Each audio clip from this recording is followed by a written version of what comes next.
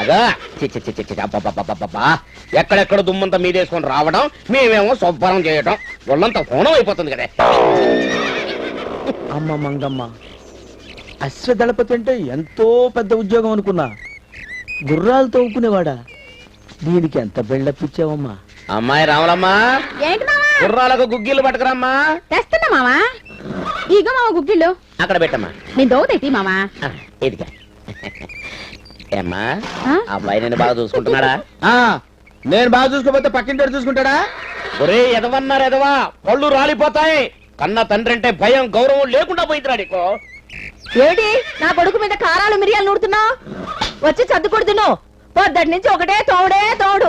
అది నల్లబడింది లేదు, నీ మొహం తెల్లబడింది లేదు. త్వరగా రాకపోతే ఆ చద్దుకుడు కుక్కలకేస్తా. 25 క్రితం చేసిన చిన్న తప్పుకి ఇప్పటికీ సూటిపోటి మాటలతో పొడిచి చంపుతున్నావు కదే. అంటే విషయం మొత్తం టోటల్ ఫ్యామిలీ తెలుసు అనమాట. గొప్ప ఫ్యామిలీ మరి.